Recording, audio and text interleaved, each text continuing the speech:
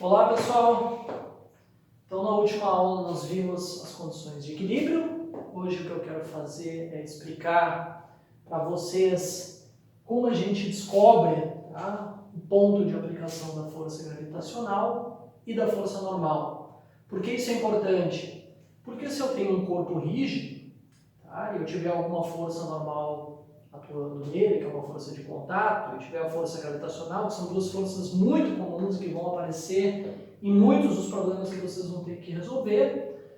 Se essas forças estiverem presentes, a gente precisa saber onde elas são aplicadas, porque para aplicar a condição de equilíbrio, a gente precisa saber qual é o ponto de aplicação dessas forças. Então não é mais simplesmente resolver um problema de segunda lei de Newton, que não é simplesmente somar as forças, somar vetorialmente as forças igual a zero. Não, a gente precisa saber agora, num corpo rígido, num corpo extenso, com certo volume, onde essas forças atuam, porque o torque depende do ponto de aplicação das forças. Certo? Então, para começar, vamos analisar o ponto de aplicação da força gravitacional. Então, nós vamos estudar um exemplo simples e vamos chegar a uma conclusão que é muito geral. Então, imagina que eu tenho aí um corpo bidimensional, para simplificar, ele está no plano do quadro, tudo que eu vou fazer aqui pode ser generalizado para três dimensões, pode ser feito em total generalidade. Nós vamos imaginar que eu tenho esse corpo bidimensional, de novo, é como essa folha aqui colada no plano do quadro, e eu vou estar interessado em calcular o torque da força gravitacional em relação a este ponto aqui. Então, eu já coloquei aqui no sistema de coordenadas cartesiano, o eixo x, o eixo y e o eixo z, que sai para fora do quadro. Aqui eu tenho um vetor unitário j, vetor unitário i e vetor unitário k. Então, eu quero calcular o torque em relação a este ponto. Então, é muito conveniente a gente imaginar que esse ponto ele pode estar fixo, Esse ponto não. Esse corpo está fixo nesse ponto aqui e pode rotar, então, em torno de um eixo que passa por esse ponto, um eixo que intercepta o corpo nesse ponto. E aqui está a localização do centro de massa desse corpo, que vai ser importante. Obviamente não é um corpo uniforme, a distribuição de massa não é uniforme. Então o centro de massa está aqui num ponto que eu inventei, um ponto completamente arbitrário. Eu coloquei aqui o planeta Terra, a superfície da Terra, para dar um pouco de contexto para o problema, o que significa que a minha força gravitacional atua nesse corpo verticalmente, atua verticalmente no sentido de atrair o corpo para a Terra. Nós vamos estudar em detalhe a força gravitacional no próximo tópico do curso. Mas vamos lá, vamos usar o que a gente sabe. Então, como é que a gente trata esse problema? Bom, nós vamos dividir esse corpo em um conjunto muito grande de massas muito pequenas. Então, imagina que eu começo a dividir esse corpo em massinhas muito, muito pequenas, Então, eu faço uma divisão completamente arbitrária e vamos considerar o comportamento da força gravitacional em uma dessas massinhas que eu vou representar por um quadrado. Então, eu tenho uma massinha que eu vou chamar de MI. Então, I é o índice desta massa e esta massa ela está localizada em relação ao eixo Z, que é o nosso eixo aí de rotação, por um vetor RI. Então, esta é a posição da massa MI em relação ao ponto. O torque ele é calculado aqui, eu posso dizer que é o torque em relação a esse eixo, em relação ao ponto, esse ponto aqui. Então, a massa é localizada em relação a esse ponto. Bom, a força gravitacional atua verticalmente, desta maneira, tenta atrair o corpo para o centro da Terra. Eu vou chamar a força gravitacional de FGI. Porque essa é a força gravitacional na massinha MI. Certo? Bom, a gente vai querer, para começar, então, escrever o vetor força gravitacional nessa massinha. Aqui no contexto do meu sistema de coordenadas, o módulo dessa força é simplesmente MI vezes G. Então, eu tenho que a força, o vetor força FG na massinha I vai ser igual ao que? Menos MI vezes G, vetor unitário J.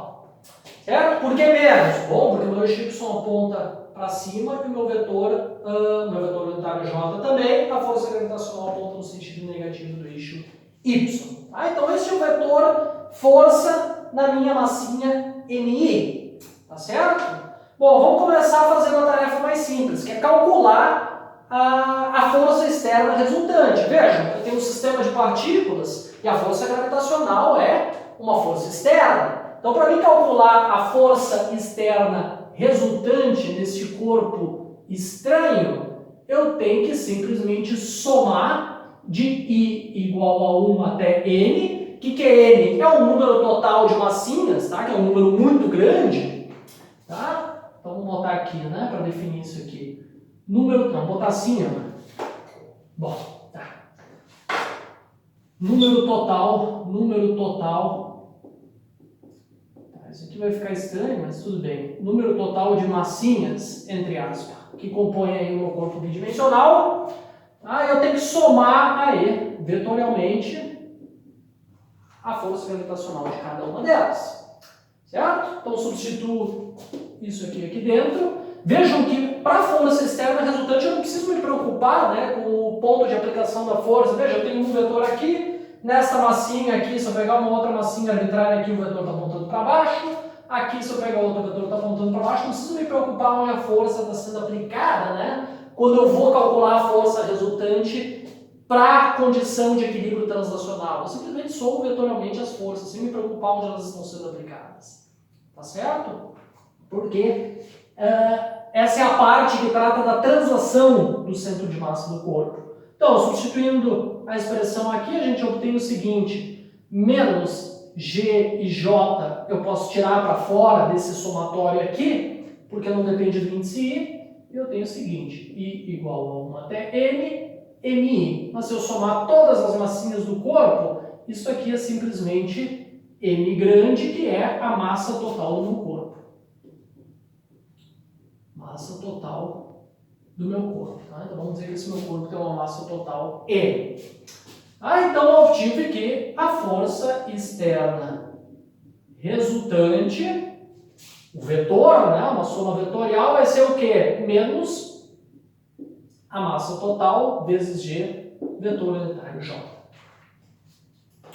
Tá claro? Esta é a força externa resultante nesse corpo. Segunda parte do problema, a gente precisa calcular agora o torque externo resultante, que é a parte mais importante que nos interessa aqui. Porque, veja, o torque ele depende do ponto de aplicação da força, mas o ponto de aplicação da força está variando porque eu tenho um conjunto muito grande de massinhas localizado em diferentes partes do corpo. O que não muda é que o torque externo resultante é a soma de I igual a 1 até N do torque,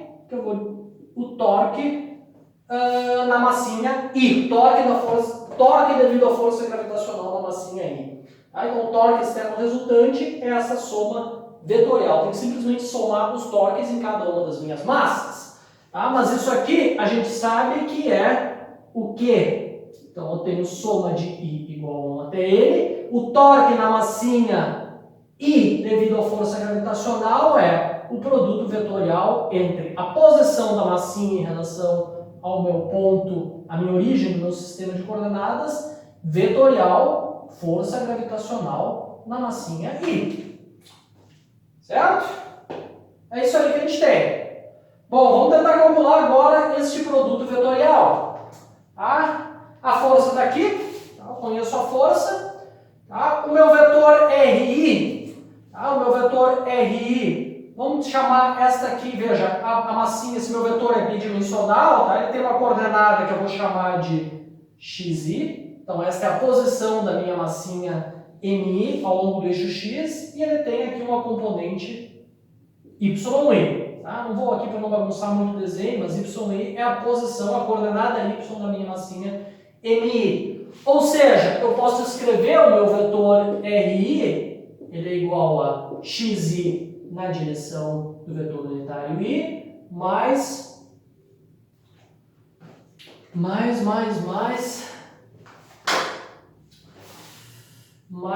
YI na direção do vetor unitário J. Tá claro? Pessoal, vetores unitários. Vetor unitário I está aqui, vetor unitário J está aqui, vetor unitário K está aqui ao longo do sentido positivo do meu eixo Z, tá certo? Esse é o vetor posição da minha massinha MI. Bom, tem que fazer agora o produto vetorial entre essas duas coisas, né? Então, o que eu tenho? Eu tenho que RI, produto vetorial com FGI, vai ser o quê? Vai ser esse negócio aqui, esse vetor, XI mais YI J vetorial com a minha força, que é o quê? Menos MI G vezes J. O que sai daí? Vou continuar aqui. Eu tenho que fazer esse cara vetorial esse, mais esse cara vetorial esse. Mas vejam, J vetorial J vale 0. Eu vou escrever aqui no canto. J, vetor unitário J, produto vetorial dele com ele mesmo é 0, porque o ângulo do vetor com ele mesmo é 0.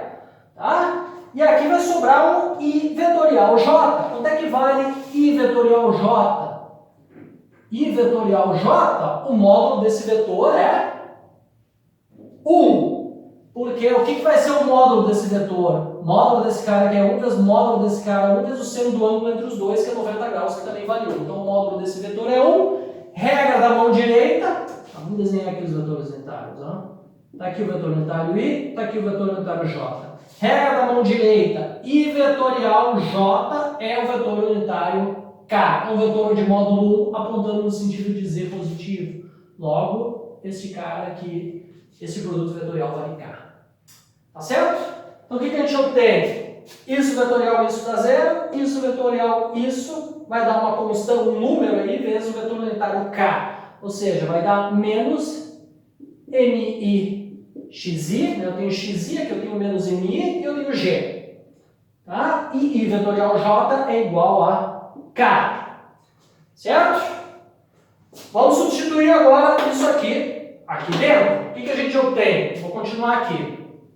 Torque externo resultante.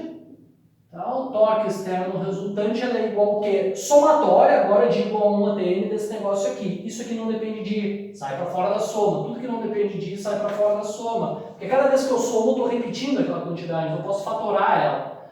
Tá? Então vai ter menos G, K, I igual a 1 até N, MI, XI. Certo? Agora, talvez vocês já identificaram, mas vejam o que está aparecendo aqui. Isso aqui está relacionado com a posição horizontal do centro de massa. Vejam, o x do centro de massa, ou seja, a posição do centro de massa ao longo do eixo x, é 1 sobre a massa total, soma de I igual a 1, tá? I igual a 1 até N, MI, XI, tá claro? Porque isso aqui é um sistema de partículas composto de N partículas. Tá? Então, o centro de massa desse sistema, a posição ao longo do eixo X, é definida dessa maneira aqui. Logo, isso aqui vale o quê? Isso aqui vale a massa vezes o X do centro de massa. A moral da história desse problema, eu obtenho que o torque externo resultante ele é igual ao que? Isso aqui vale, de acordo com essa fórmula, passo o M para cá, né? M vezes X do centro de massa, então eu vou obter menos M, que é a massa total, vezes G, X do centro de massa, vetor unitário K. Certo? O que é o X do centro de massa? O X do centro de massa é a posição do centro de massa ao longo do eixo X. Tá aqui, ó. Essa aqui é a posição do centro de massa ao longo do eixo X. E a posição do centro de massa ao longo do eixo Y está aqui. Então a gente obteve essa expressão. O que nos diz essa expressão? Ora, ela nos diz que o torque da força gravitacional sobre um corpo rígido, ele é calculado como se a força gravitacional atuasse diretamente no centro de massa. Em outras palavras, para mim calcular o torque devido à força gravitacional num corpo extenso, qualquer corpo que seja, eu não preciso fazer todo esse desenvolvimento, eu não preciso me preocupar com cada massinha do corpo, eu posso simplesmente esquecer essas massinhas e desenhar a força gravitacional atuando diretamente no centro de massa do corpo. Tá? Então, para deixar isso aqui mais claro, vamos ver, então, vamos desenhar a força gravitacional diretamente no centro de massa do corpo. Então, está aqui meu objeto, ó. Tá? Tá aqui o centro de massa. Tá? Tá aqui o centro de massa, tá aqui o meu eixo. Tá? Só para deixar claro que essa expressão é de fato obtida quando eu aplico a força quando eu desenho o ponto, quando eu coloco o ponto de aplicação da minha força gravitacional no centro de massa. Tá? Então a gente obtém um desenho aqui. Eu esqueço que o meu sistema é composto por um conjunto muito grande de massinhas e desenho a força gravitacional direto aqui. Atenção! Tá? O centro de massa se comporta como se toda a massa estivesse concentrada nele. Então, o módulo deste vetor aqui é simplesmente a massa total do sistema, a aceleração gravitacional. Tá? Aqui eu tenho a posição. Esse desenho ficou muito pequeno, né? Tenho a posição do centro de massa. Tá? E aqui está o meu x do centro de massa. Né? Eu tenho o vetor posição do centro de massa. E aqui eu tenho o x do centro de massa. Tá? Então vejam, o torque externo resultante dessa força. Vejam, a linha de ação da força gravitacional é sempre ao longo da vertical. O x do centro de massa é o braço de alavanca da força gravitacional. Como a linha de ação da força gravitacional é sempre ao longo da vertical, o braço de alavanca é sempre horizontal. Lembre da última aula. Tá? O braço de alavanca é a reta que liga o ponto em relação ao qual estou calculando o torque com a linha de ação da força de modo a formar um ângulo de 90 graus. Tá? Daqui a linha de ação da força, daqui o ângulo de 90 graus. Então o x do centro de massa aqui é o braço de alavanca da força gravitacional. E esse braço de alavanca vai ser sempre uma reta horizontal, porque a força gravitacional é sempre vertical. Tá claro? Então é muito rápido de calcular o efeito, né, o torque da força gravitacional. Porque veja, isso aqui é simplesmente o módulo da força vezes o braço de alavanca. Tá? Que é o que eu contei para vocês, há 2 aulas atrás. Tá? O sinal é negativo, tá? Ao longo do eixo Z, o que significa que o meu torque ele está entrando no plano do quadro. Tá? E isso faz sentido, porque vejam, está aqui a posição do centro de massa, que é o ponto de aplicação da força. Então, coloco os dois vetores com origem comum e aplico a regra da mão direita, R vetorial, força gravitacional. O torque entra no plano do quadro. Como o vetor unitário K aponta para fora do plano do quadro, esse torque é negativo. E vejam, pessoal, essa aqui não é nada mais, nada menos do que a convenção de sinais que vocês viram lá na Física 1. Vejam, essa força, ela tende a girar, ó, o objeto está fixo aqui, essa força ela tende a girar o objeto no sentido horário. Tá? Veja, a força está para cá. Para vocês determinar o sinal do torque em relação ao eixo Z, tá? Se a força tende, não é que ela faz o objeto girar, ela pode ou não fazer, tá? Mas vocês têm que determinar o sinal desse torque. Quando tende a girar no sentido horário, torque negativo. Se a força tende a girar o objeto em torno do ponto em relação ao qual estão calculando o torque, se ela tende a girar no sentido anti-horário, o torque é positivo. Certo? Então uma massinha aqui, por exemplo, se o centro de massa estivesse aqui, a força gravitacional ela tenderia a fazer o sistema girar no sentido anti-horário, o torque seria positivo. Tá claro? Então essa fórmula aqui, ela é exatamente o torque da força gravitacional quando aplicada diretamente no centro de massa. Tá? Esse aqui é o braço de alavanca do centro de massa. Então a única coisa que vocês têm que fazer quando vai resolver um problema onde tem força gravitacional, e a maioria, se não todos os problemas da lista a força gravitacional vai estar presente, a primeira coisa que tem que fazer é identificar o centro de massa e desenhar a força gravitacional. Não precisa fazer todo esse desenvolvimento. E calcular o torque dessa força, tá? Considerando o ponto de aplicação da força como sendo o centro de massa. Tá certo? É por isso que, tá? Então, quando a gente vai pendurar um quadro, né? Vai pendurar um quadro na parede, tá lá o quadro, né? Vai pendurar o quadro na parede. Está aqui, né? Aqui o quadro. Centro de massa mais ou menos no meio. Tá? Vamos botar mais para baixo. Digamos que tem mais tinta embaixo. Está aqui o meu centro de massa. Tá? Veja, se eu penduro, se eu coloco um prego aqui, o que acontece? Tá? Minha força gravitacional está atuando diretamente no centro de massa. Tá? Eu quero pendurar esse quadro, a força atua verticalmente para baixo. Se eu penduro o quadro aqui, veja, o x do centro de massa é isso aqui. Tá? Esse é o x do centro de massa, que não é zero, o que significa que a força gravitacional faz um torque de modo a girar o quadro. Tá? Então, quando eu boto meu prego aqui, o quadro rota um pouco no sentido anti-horário.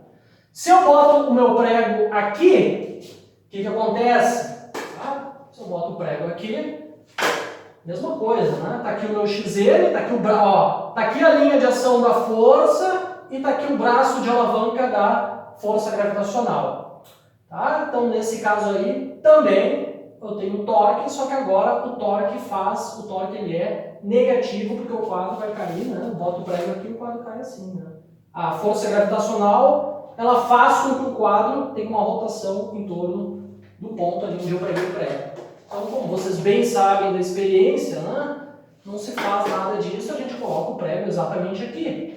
Tá? Acima, tá? A gente não sabe isso, né? Tu não faz uma conta para pendurar um quadro, né? Mas tu tem o feeling ali, tem a intuição. Né? Então a gente sabe, nossos sentidos eles sabem física sem tu fazer conta. Né? Então tu coloca o prego aqui, né? Por que isso? Porque o x do centro de massa, nesse caso, quanto é que vale o braço de alavanca? Vale zero. O x do centro, braço de alavanca da força gravitacional é zero. A força gravitacional é radial nesse caso. Ó. Eu quero calcular o torque em relação a esse ponto. Vai ser o módulo da força gravitacional, o módulo da distância entre o ponto de aplicação da força e o ponto em relação ao qual eu estou calculando o torque, que é esse aqui, em relação ao qual o objeto pode rotar, que não é zero, né? Essa distância não é zero, mas as duas, a força e o vetor posição são paralelas, o ângulo entre eles é zero, o torque é zero.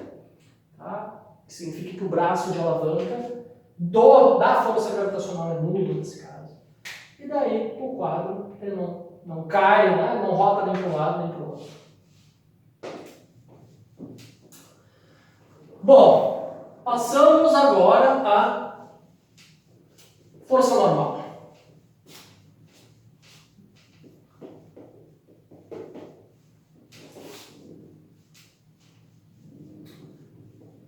Tá? Então, é muito prático quando for resolver um problema onde a força gravitacional está presente, basta desenhar a força gravitacional apontando verticalmente para baixo e diretamente no centro de massa.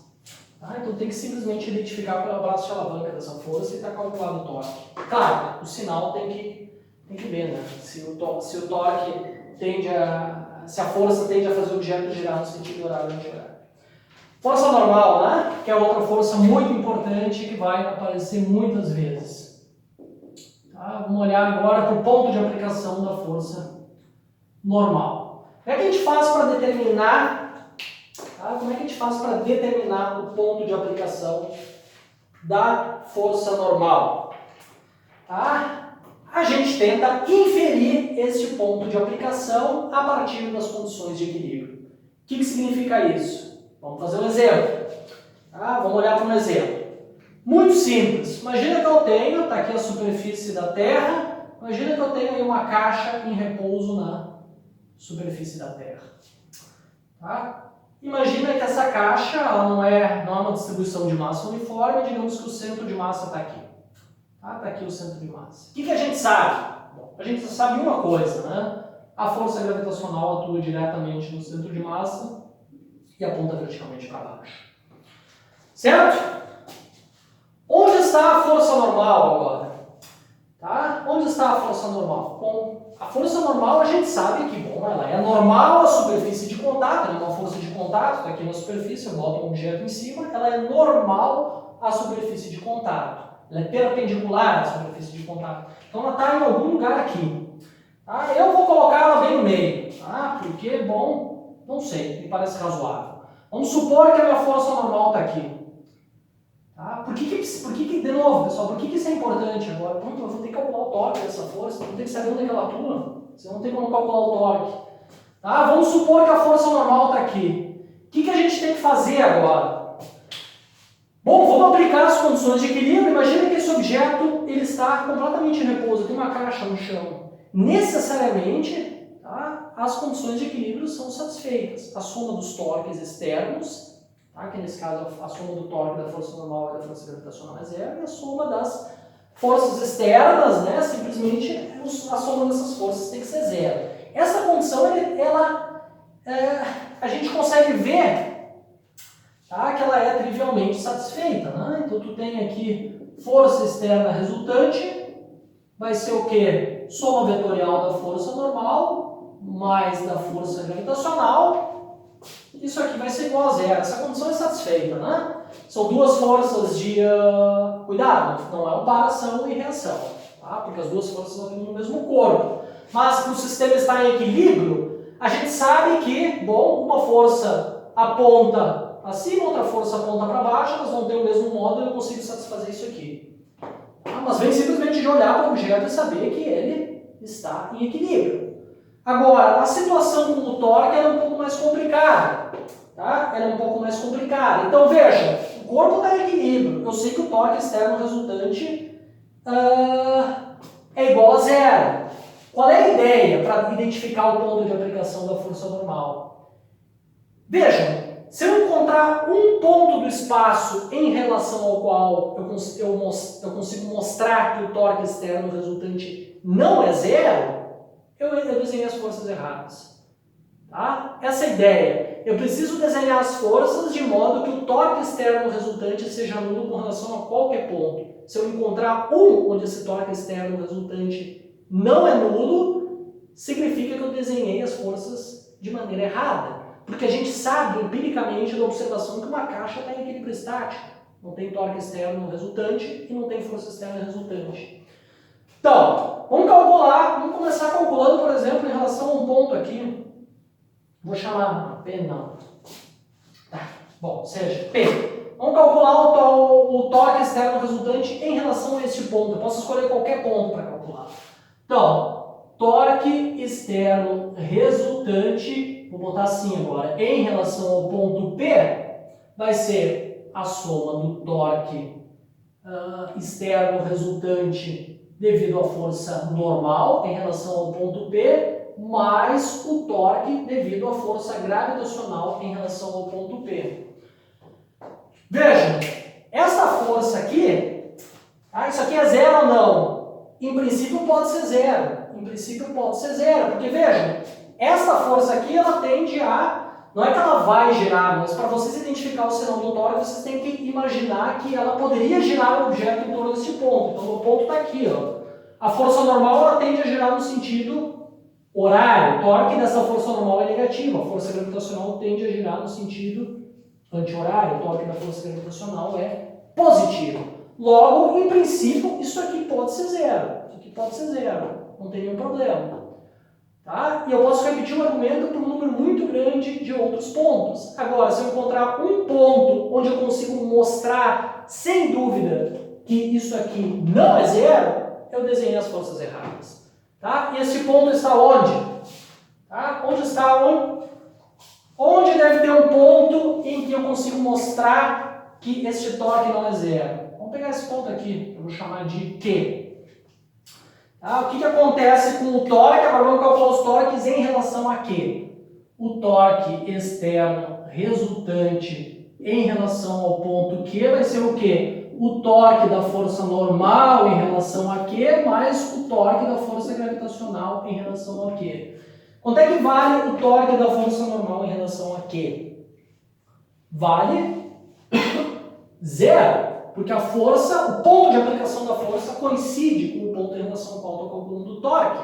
Ou seja, a distância entre o ponto de aplicação da força e o ponto em relação ao qual calculo o torque é nulo. Logo, esse torque aqui da força normal é nulo. Ou seja, eu acabei de mostrar que existe um ponto, esse ponto Q, para o qual o torque externo resultante não é zero. O torque dessa força aqui em relação a esse ponto não é zero.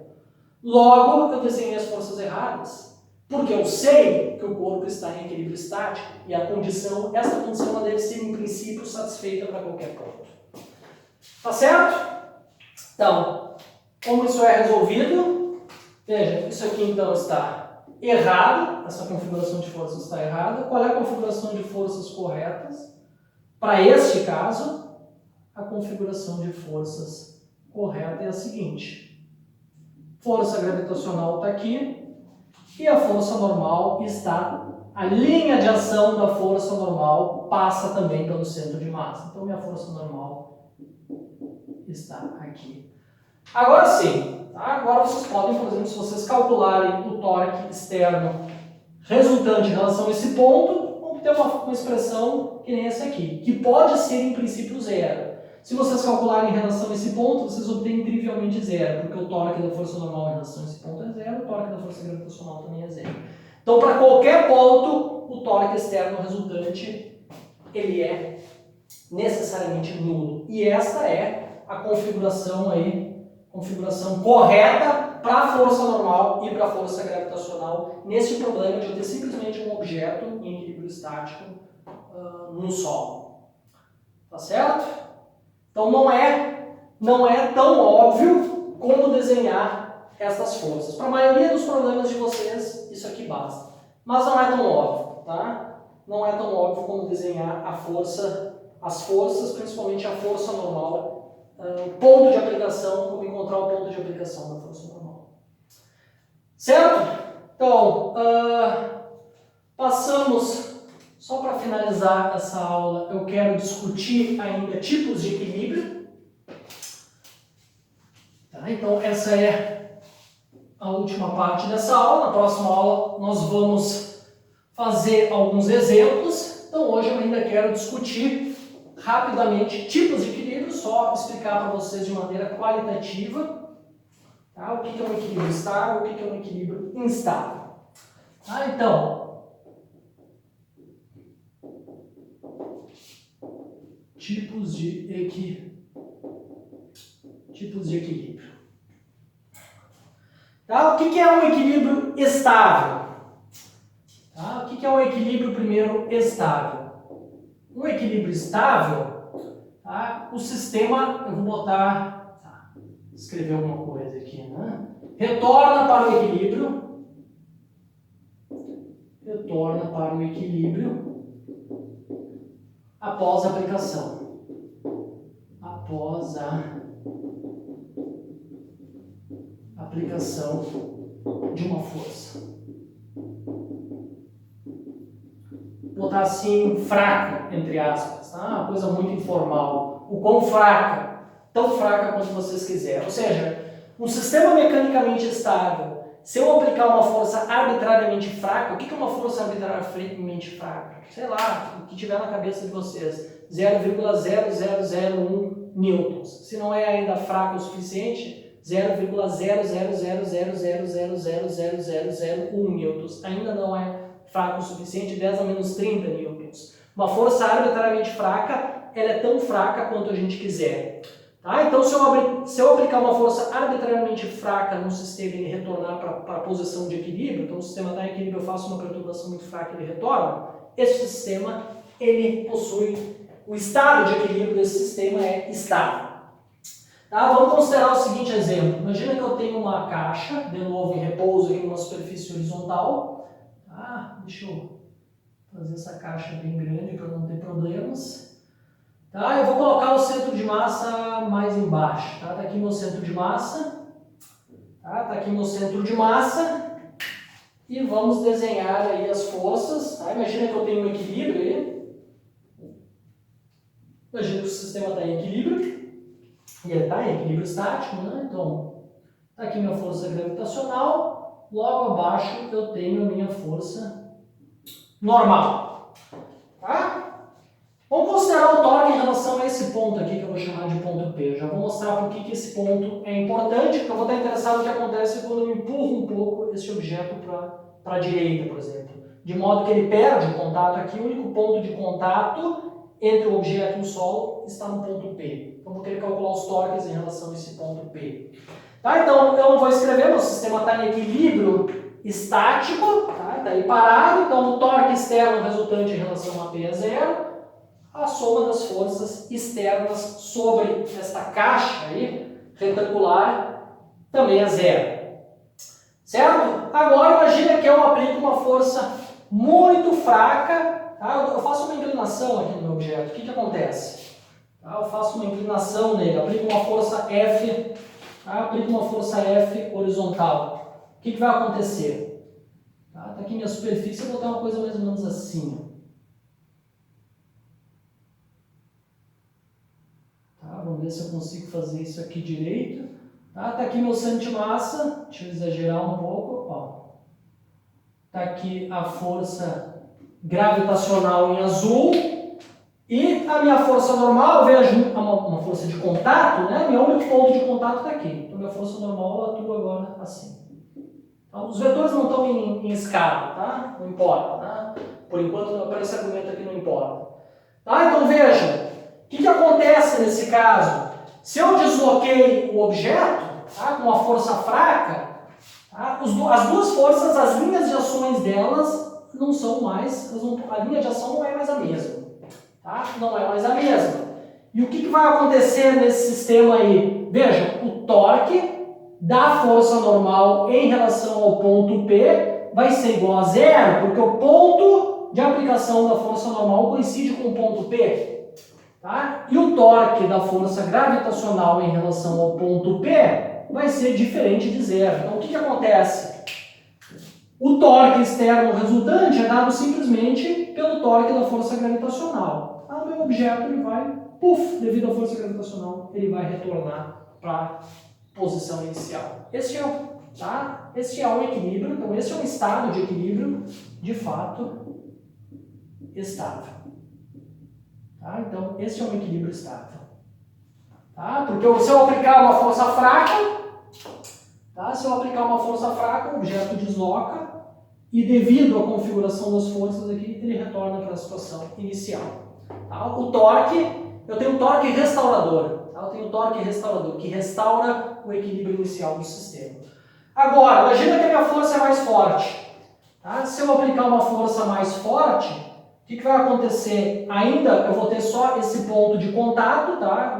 No resto aqui da superfície do objeto não está mais em contato com a superfície. Então, vou estar numa situação assim, digamos. Tá? Então, veja, centro de massa está aqui. Está aqui minha força gravitacional, atuando verticalmente para baixo. E está aqui a minha força. Está aqui a minha força normal. Tá? Tá aqui o ponto de contato, nosso ponto P em relação ao qual eu estou calculando os torques. De novo, o torque da força normal. Tá? Se a minha força externa, né, que eu empurrei esse objeto, foi muito forte, vejam, o torque da força normal em relação a P é zero. E o torque da força gravitacional não é zero, mas o sinal do torque nessa situação e nessa situação é diferente. Então aqui o objeto ele rota em relação a esse ponto P para cá e cai.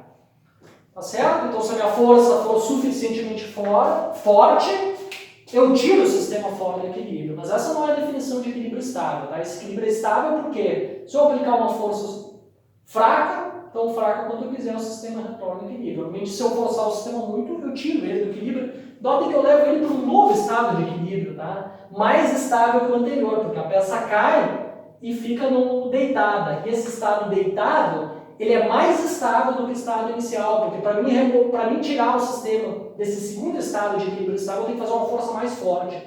Tá? Então, quanto mais forte a perturbação que eu tenho que fazer no sistema para fazer com que o sistema saia do estado de equilíbrio, mais estável é o sistema. Agora, imagina que eu arranjo, tá? Eu pego agora a minha peça, tá? Estou nesse estado de equilíbrio estável. Tá? Imagina que eu pego a minha peça agora e desloco ela de modo que a força normal atuando nesse ponto tem a mesma linha de ação da força gravitacional. Ou seja, a última situação que eu quero ilustrar para vocês é a seguinte. Imagina que eu coloco o meu sistema na seguinte situação. Eu coloco o sistema aqui, está aqui a minha peça, eu dei uma força nele, tá? Tá aqui o nosso ponto P e está aqui o meu centro de massa. Tá aqui o centro de massa. Vou voltar o centro de massa. Tá? Minha força aqui na linha de ação da força gravitacional. Minha força gravitacional atua verticalmente para baixo. Esse desenho aí ficou horrível, né? Mas tudo bem, acho que vocês vão entender a ideia. E a força normal, ela é perpendicular sempre, né, ao plano. Minha força normal em vermelho está para cá. O que acontece nessa situação? Está aqui o meu ponto P. Tá? Então, minha força, as duas forças possuem a mesma linha de ação. Nesta situação, o torque, assim como antes, o torque da força normal em relação ao P igual a zero, mas agora o torque da força gravitacional em relação ao ponto P também é zero.